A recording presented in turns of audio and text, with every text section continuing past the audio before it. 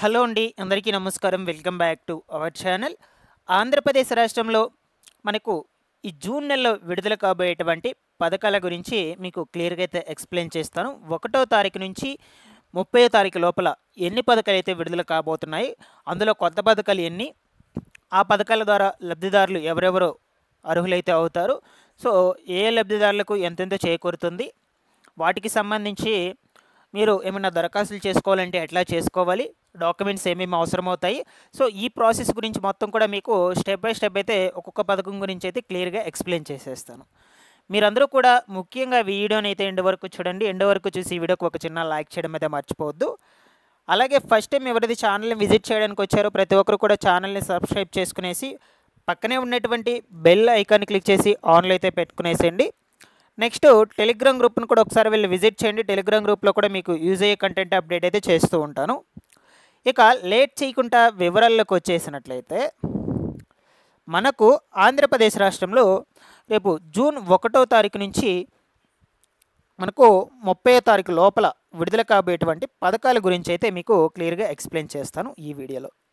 So ఇక మనకు మొట్టమొదటిగా చూసుకుంటే పెన్షన్స్ అండి. ఈ యొక్క పెన్షన్స్ యాక్చువల్గా 1 తారీఖున అంటే రేపటి రోజున సెలవు దినం కాబట్టి మీకు ఆంధ్రప్రదేశ్ రాష్ట్రంలో ఉన్నటువంటి రెగ్యులర్ పెన్షన్ లబ్ధిదారులకు ఈరోజే పెన్షన్ పంపిణీ అయితే స్టార్ట్ చేశారనమాట. ఎందుకంటే రేపు ఆదివారం కాబట్టి ఇక ఈ సెర్ఫ్ తీసుకొచ్చినటువంటి రూల్స్ ప్రకారము 1 తారీఖున ఆదివారం అయినట్లయితే సో దానికి ముందు రోజు ఒకరోజు ముందే పెన్షన్ పంపిణీ అయితే ఉంటుందన్నమాట. సో ఇక ఆ ఆదేశాల మేరకు ఆ రూల్స్ ప్రకారము ఈరోజు 31 తారీఖునే కాబట్టి ఈరోజు అయితే పంపిణీ చేయడం అయితే జరిగింది. సో ఇక ఈరోజు తీసుకునేటువంటి వాళ్ళకి ఎవరైనా మిగిలి ఉన్నట్లయితే 2వ తారీఖున అయితే పంపిణీ చేస్తారనమాట.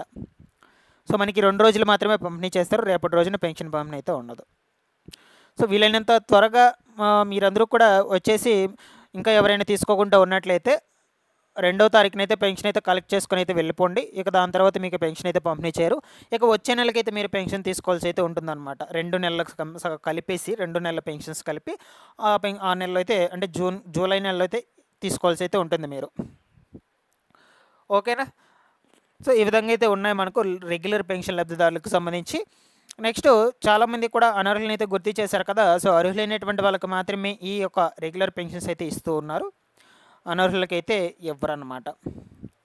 సో ఇక నెక్స్ట్ వచ్చేసి మనకు నెల మొదటి వారంలో రేషన్ పంపిణీ అయితే ఉంటుందన్నమాట. రాష్ట్ర వ్యాప్తంగా ఉచిత రేషన్ పంపిణీ.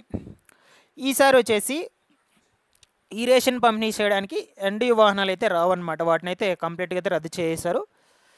సో మీరు రేషన్ దుకాణాలు ఏవైతే ఉంటాయో మీ గ్రామ పరిధిలో ఉన్నటువంటి రేషన్ షాప్స్, ఆ రేషన్ షాప్స్కి వెళ్ళి ఇక జూలై నెల నుంచి రేషన్ అనేటువంటిది అయితే అక్కడే తీసుకొచ్చుకోవాలన్నమాట. ఈ వ్యాన్లు వస్తాయని అయితే మీరైతే అనుకోవద్దండి. మీకు వ్యాన్లు అయితే రావు. ఇంకా జూలై నెల నుంచి అక్కడికి వెళ్ళి రేషన్ అయితే తీసుకోవాల్సి అయితే ఉంటుంది.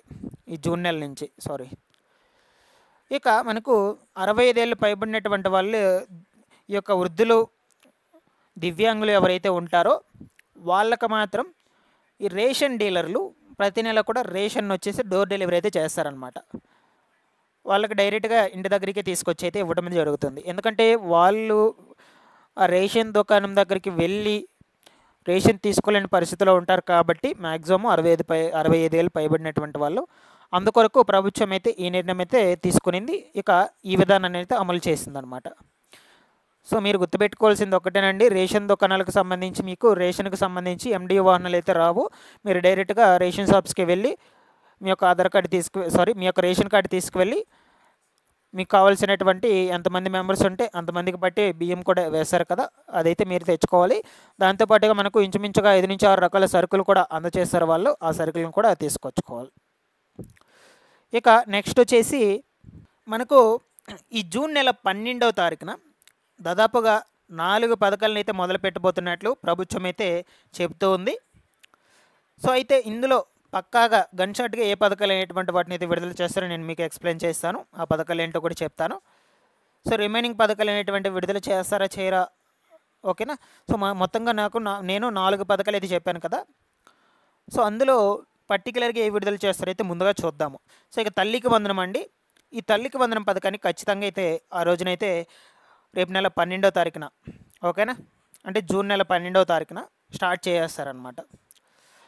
సో ఎంతమంది విద్యార్థులు చదువుకుంటూ ఉంటే అంతమంది విద్యార్థులకు 15,000 రూపాయల చొప్పున ప్రతి ఏటా కూడా ఇస్తామని చెప్పారు కదా. ఇక మొదటి విడత తరపున రేపు జూన్ 12వ తారీఖున అర్హులైనటువంటి వాళ్ళ యొక్క తల్లుల ఖాతాల్లోకి డీబీటీ విధానం ద్వారా నగదైతే జమ చేస్తారు. డీబీటీ విధానం అంటే వాళ్ళ యొక్క ఆధార్ కార్డుకు ఏదైతే రేషన్ కార్డు ఏదైతే బ్యాంక్ అకౌంట్ లింక్ అయి ఉంటుందో దానికి ఎన్పిసిఐ యాక్టివ్లో ఉంటుందో ఈకేవైసీ అప్డేట్లో ఉంటుందో ఆ బ్యాంక్ అకౌంట్కి అయితే డైరెక్ట్గా అయితే జమ చేస్తారనమాట డబ్బులు. సో సపోజ్ మీ ఇంట్లో ఒక ముగ్గురు పిల్లలు అయితే చదువుకుంటూ ఉన్నట్లయితే 12వ తరగతి లోపలే అండి, 1వ తరగతి నుంచి 12 లోపలే. సో ముగ్గురు పిల్లలు చదువుకుంటూ ఉన్నట్లయితే 15,000 చొప్పున 45,000 అయితే వస్తుందన్నమాట. ఆ విధంగా కౌంట్ చేసుకోవచ్చు. బట్ ఏంటంటే చాలామంది అనుకుంటున్నారు దీన్ని విడతల వారీగా జమ చేస్తారని అయితే అనుకుంటున్నారు. బట్ ప్రస్తుతానికి ప్రభుత్వం అయితే అప్డేట్ అయితే ఇవ్వలేదు ఇంకా ఏం కూడా. నేను ముందు రోజుల్లో ఇస్తే చెప్తాను. సో ఇంకొక పథకం వచ్చి జూన్ 12వ తారీఖున విడుదల కాబోయేటువంటి పథకము కన్ఫామ్గా విడుదలవుతుందన్నమాట. అన్నదాత సుఖీభవ పథకం రైతులకు సంబంధించి. సో ఈ యొక్క అన్నదాత సుఖీభవ పథకం కింద అదేవిధంగా పీఎం కిసాన్ పథకం రెండింటినీ కలిపైతే సంవత్సరానికి 20,000 అయితే ఇస్తామని చెప్పారు కదా. ఆ 20,000లో మనకు 3 విడతలుగా వారికి అయితే సంవత్సరం లోపలైతే జమ చేస్తారనమాట. ఇక ఆ 3 విడతల్లో మొదటి విడత నిధులు అయితే రేపు 12వ తారీఖున అయితే అర్హులైనటువంటి రైతుల ఖాతాల్లోకి అయితే జమ చేయడానికైతే సిద్ధమైతే అయింది ప్రభుత్వం. దీనికి సంబంధించిన ఆన్లైన్ స్టేటస్ మీకు అప్రూవల్ అయిందా లేదని ఎట్లా చెక్ చేసుకోవాలని నేను ప్రీవియస్ వీడియోస్లో అయితే చెప్పున్నాను. ఒకసారి వీళ్ళు విజిట్ చేయండి, మీకు క్లియర్గా అయితే అర్థమవుతుంది. స్టెప్ బై స్టెప్ అయితే ఎక్స్ప్లెయిన్ చేస్తున్నాను. ఈ అన్నదాత సుఖీభవ పథకానికి సంబంధించిన వెబ్సైట్లో చెక్ చేసుకోవచ్చు అనమాట. ఓకేనా. సో ఇంకా వీటిలో ఏమైనా డౌట్స్ ఉన్నా కూడా అడగండి కామెంట్లో, నేను రెస్పాండ్ అయితే అవుతాను. సో ఇక ఇంకొక పథకం వచ్చేసి మహిళలకండి. ఈ యొక్క వితంతు పెన్షన్ కింద పెన్షన్ అయితే మంజూరు చేస్తామని చెప్పారు. స్పౌస్ పెన్షన్స్కి సంబంధించి ఎవరైతే రీసెంట్గా అప్లై చేసుకున్నారో ఆ స్పౌస్ పెన్షన్స్కు అర్హులైనటువంటి వాళ్ళకు ఈ వితంతు పెన్షన్ పేరుతో పెన్షన్ పంపిణీ అయితే ఉంటుందని చెప్తూ ఉన్నారు.